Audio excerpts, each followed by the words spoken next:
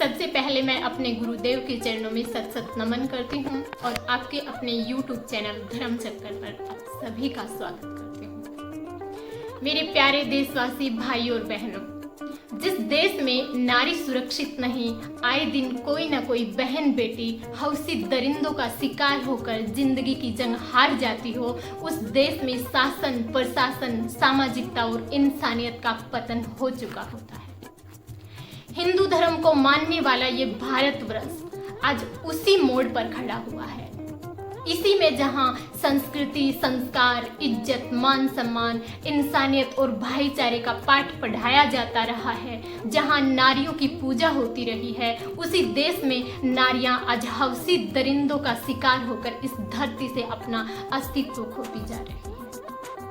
भले ही किसी देश में कितना भी आधुनिकरण हो, कितना भी विकास हो, लेकिन जब तक देश में नारियां सुरक्षित नहीं, सामाजिक स्तर बिखरा हुआ है, निम्न है, गिर चुका है, अर्थात सामाजिक स्तर का पतन हो चुका है, उस देश का विकास कभी नहीं हो सकता, चाहे वो विश्व शक्ति ही क्यों न बन जाए।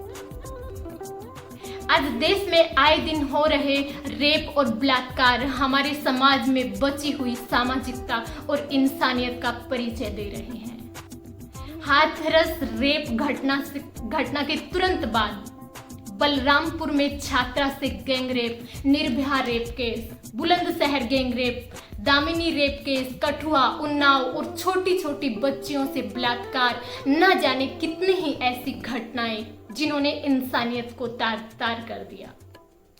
सोचिए, वो देश जो आज गैंग रेप और बलात्कार से कांप रहा है, उस देश को हम डिजिटल इंडिया बनाकर कहां तक ले जा सकते हैं। भारतीय कानून के अनुसार ऐसे हवसी दरिंदों को केवल उम्र कैद की सजा ही दी जा सकती है, लेकिन आज की परिस्थितियों को देखते हुए समय आ गया है कि सरकार को समाज और राष्ट्र के माथे पर इन कलंकित धब्बों को मिटाने के लिए संविधान में संशोधन करना बहुत जरूरी है। इस कानून व्यवस्था के साथ साथ इसके पीछे के मूल कारण में भी हमें जाना होगा, क्योंकि महिलाओं पर अपराध बढ़ने के पीछे का कारण हमारी विकृत या संकुचित मानसिकता है। वरना क्या कारण है एयर होस्टेज के लिए एक सुंदर लड़की चाहिए? क्या कारण है कि कार्यक्रमों में मुख्य अतिथियों का स्वागत सुंदर युवतियों से करवाया जाता है? क्या कारण है कि पुरुषों के सामानों के विज्ञापनों के लिए सुंदर युवतियों की ही जरूरत पड़ती है?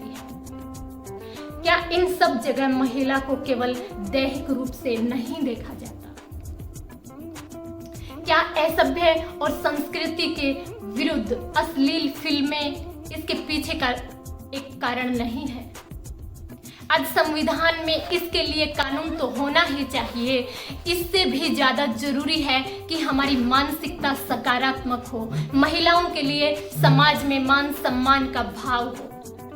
इसके लिए असभ्य फिल्में, अश्लील गाने, किसी भी प्रकार के अंग प्रदर्शन पर नियंत्रण जरूरी है।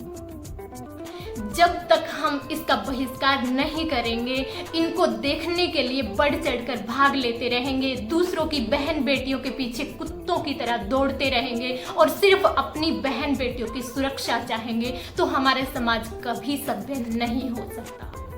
हमारा समाज गैंगरेप और बलात्कार जैसी घिनौनी हरकतों से नहीं बच सकता।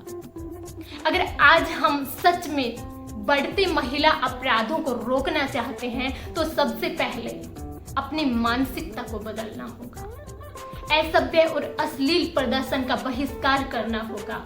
केवल नारी सशक्तिकरण के नारे लगाने से कुछ भी बनने वाला नहीं। अगर दूसरी तरफ देखें तो सरकार, नेता, मंत्री अर्थात देश का शासन और प्रशासन क्या कर रहा है? आज प्रजातंत्र नहीं, लाठी तंत्र है। जरा शर्म करो उस गरीब परिवार पर, एक तरफ जिसके घर में इज्जत तार तार हुई है और दूसरा उन्हीं पर अत्याचार ढाए जा रहे हैं, शोषण हो रहा है। कौन से ग्रंथ में लिखा है कि घर वालों की मर्जी के बिना पुलिस अंधेरी रात में पीड़िता का अंतिम संस्कार करे, वो भी बिना रीति रिवाज, परिवार को डरा धमका कर? भारत के संविधान में शोषण के विरुद्ध अधिकार है, लेकिन संविधान का तो सरेआम उल्लंघन किया जा रहा है। जनता ने जिनको देश की रक्षा के लिए चुनकर सत्ता में भेजा, क्या उनको जनता अपना शोषण करने का अधिकार भी दिया? जो नेता लाचार हैं, न्याय के साथ खड़े नहीं रह सकते, न्याय के लिए आवाज नहीं उठा सकते, उनको ऐसे राज से इस्तीफा दे देना चाहिए। क्या करोगे ऐसे राज का? देश में घोर अत्याचार हो रहे हैं, दलितों पीड़ितों का शोषण हो रहा है, जिनको सुनकर रूह तक कांप रही है।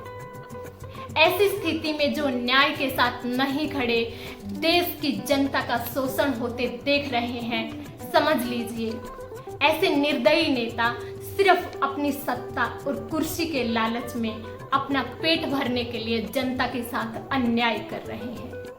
इसलिए जागो, उठो और तब तक ना रुको जब तक अन्याय से मुक्ति ना मिल जाए। फूलन देवी डकैत से सांसद बनी एक भारत की एक राजनेता थी, जिसका जन्म उत्तर प्रदेश में ही एक निम्न वर्ग में हुआ था। फूलन देवी का 11 लोगों ने मिलकर रेप किया था, जिसकी आग उसके सीने में धधक रही थी। तब उसने बदला लेने के लिए हथियार उठाए थे और अपने आप को इतना काबिल बनाकर सबसे पहले उन्हीं बलात्कारियों को चुन चुन कर गोली से शूट किया था। इसलिए नारी सशक्तिकरण के नारों से पहले शक्ति हमारे अंदर होनी चाहिए। धन्यवाद।